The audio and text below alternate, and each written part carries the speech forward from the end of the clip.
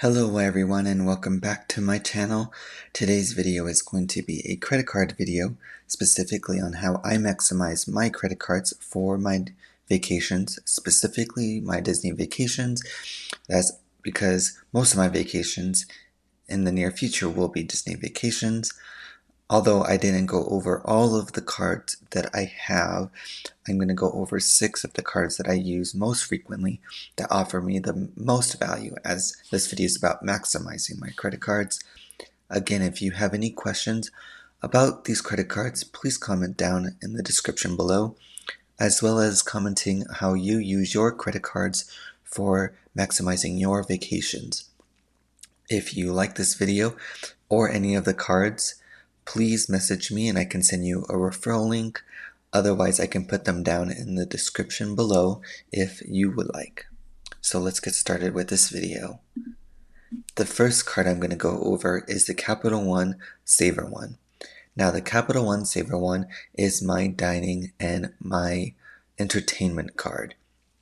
So this card is going to offer a lot of good benefits for when I travel, as you typically are eating out and you are needing to most likely want to go to some entertainment venues.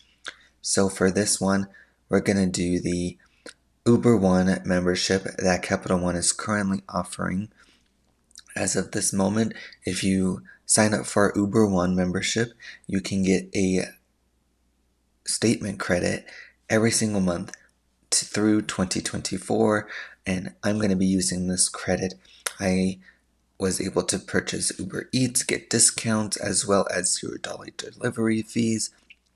And also, because I am going to be traveling a few times in the upcoming year, I'm also going to be using Uber as my main travel between my hotel and the airport. And if I need to, I can use Uber between the hotel and the theme parks or the other entertainment venues I want to go. Now, this does offer 3% cash back with dining, as well as 3% on entertainment. This does include theme park tickets. If you don't own a couple of the other cards that I'm going to be talking about, this is a good option, as well as 8% back on certain entertainment through Capital One, such as concerts or other activities in the area of your choosing. What I'm going to be using this for is the transfer credit. So if you own a miles credit card through Capital One, you can use your cashback card, send those cashback dollars to the travel card, and you can use then for transfer partners. I'm going to be going over that in the next slide with the Capital One Venture X, but I feel like that cashback and a travel card is important to have when you are going to these destinations, so you can get the maximize for travel, airfare, and also hotels. So one of the cards that I use most frequently is this Capital One Venture X. It does offer the most amount of benefits for me.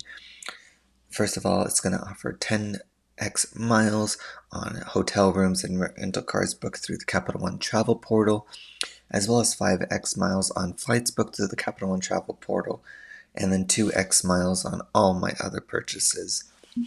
Now, this card does offer a $300 travel credit every year if you use it through the Capital One Travel Portal, as well as offering you Hertz Presidential Circle status, which does allow you free upgrades when you book through Hertz. And Hertz is also available through Capital One Travel Portal, so you can get that 10 times miles on the Hertz rental, as well as when you go pick up the car.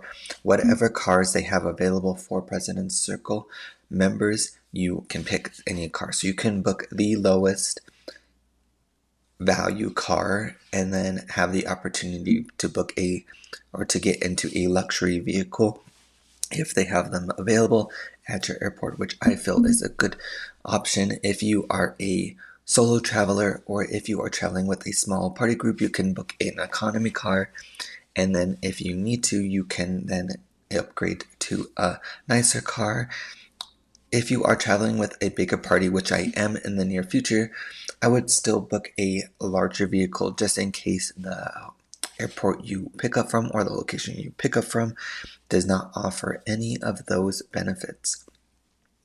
Now, one thing about Capital One does they have travel partners, specifically the ones that I'm interested in is going to be the Wyndham, British Airways, Turkish Airways, and Choice Hotels. Now you can transfer your points, your miles to these other vendors. Now, most of the time it's going to be a one-to-one transfer, but oftentimes Capital One does offer transfer bonuses. Maybe you get 10% or 20% bonus, which does save you some points. Now, for me in the near future, I may not be using British Airways or Turkish Airways, but because they can have partners with American and United respectively, you can then transfer to British Airways and Turkish Airways and book those flights domestically in the United States. For example, British Airways uses American Airlines. You can use Avios points, which is British Airways miles, to go to other parts of the country, and using American Airlines at a discounted rate compared to cash, paying cash, as well as Turkish Airways. If you book domestically, a domestic flight is only going to cost you $75 or $7,500 Turkish miles, which I feel is a great option, although there are a lot of hoops to go around, which is why I'm not going to be using it, as the next couple vacations I'm going to be on are going to be more family focused. If I'm going to be going by myself, I would spend the time to use Turkish Airways. Now, Choice Hotels doesn't offer the most luxurious hotel collection. You can get some good deals if you book via points versus cash, as well as Wyndham. Wyndham does offer some nice hotels with their points, and I might be using that in the near future, probably by the end of 2024. Try to stay at least once using my Wyndham transfer. I'm going to be using these hotel rooms mainly for night arrivals. Typically, when we stay on a Disney resort, we're using our Disney Vacation Club points, so we don't really need a hotel for the whole length of stay.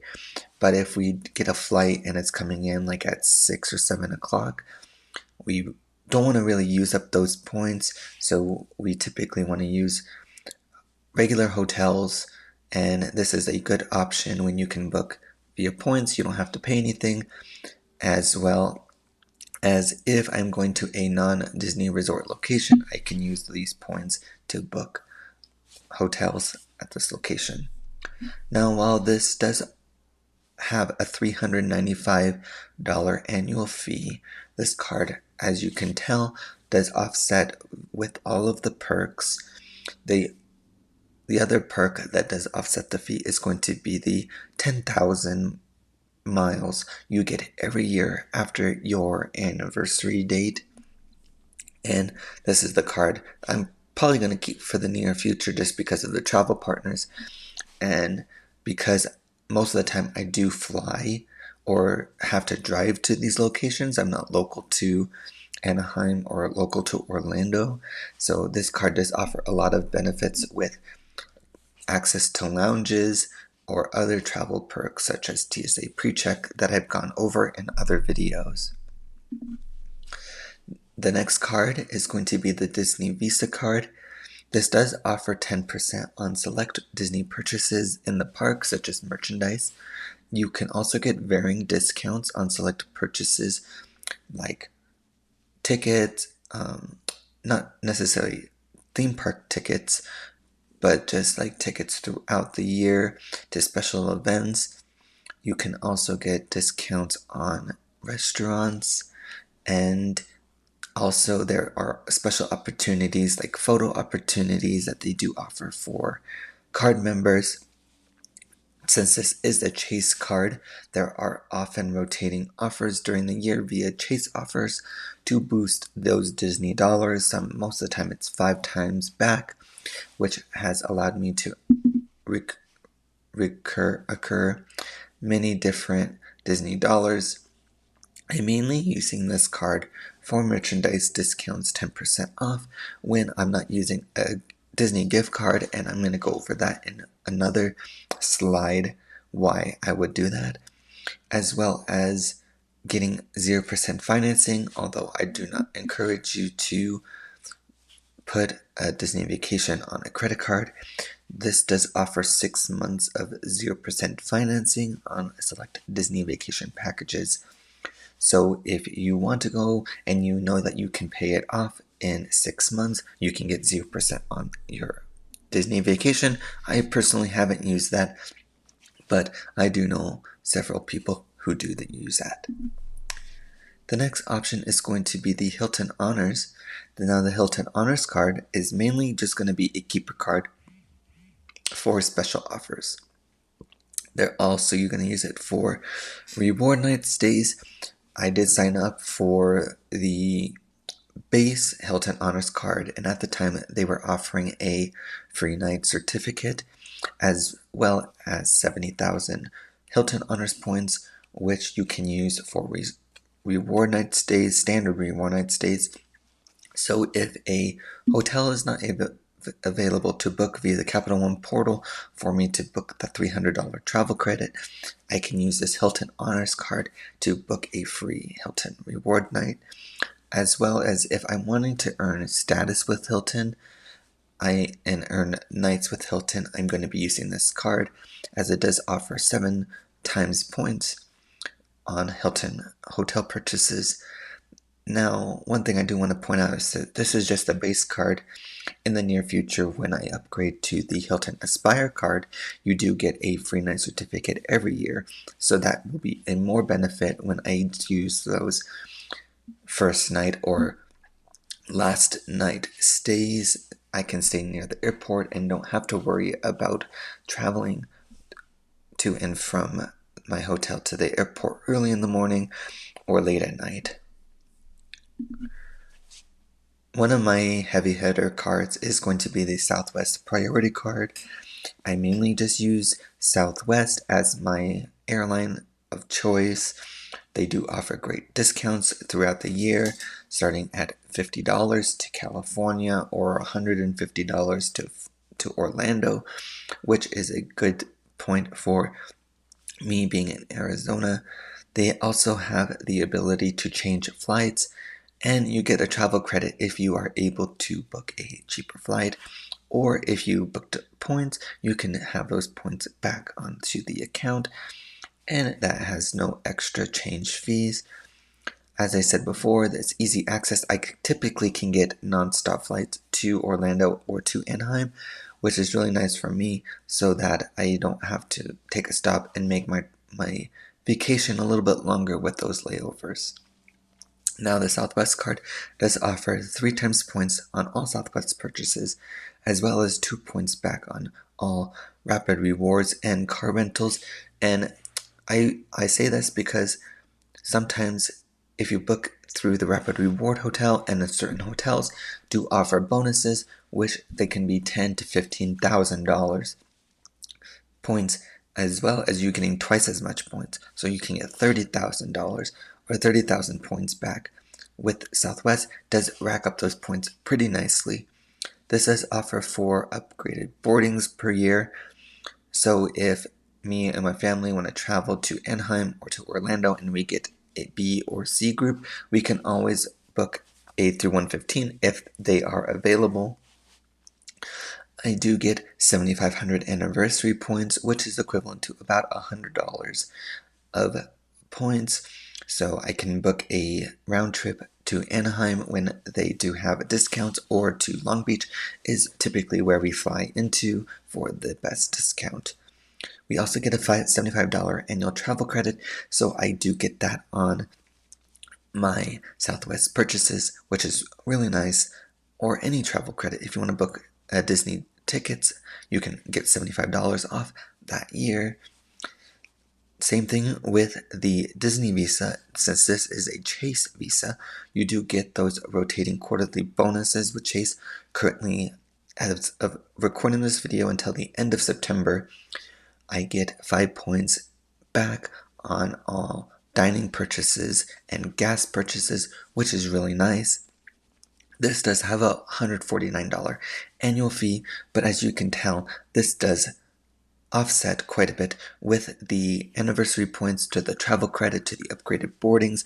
I do see a lot of value in keeping this card in the near future. The last card I'm going to be talking about is the Target Red card. It is mainly just a baseline for travel gift cards. You can get 5% back on all specialty gift cards such as Southwest, Disney, and sometimes they have like these food packaged cards you can get at certain restaurant groups, and it's nice to get 5% back. Specifically with Disneyland, you get 5% back on the select Disneyland tickets that Target does offer. Mainly they're like the 2, 3, maybe even 4-night tickets. You can book the park hopper or just the one park per day ticket, and you get 5% back on all those, which is really nice. And you don't have to pay taxes. It's just a ticket gift card. I'm using this card when we go travel for groceries just because I don't want to spend too much time going through the grocery store picking out what we need for the week. So I can use that nice drive up option. If you want to, you can do pickup as well.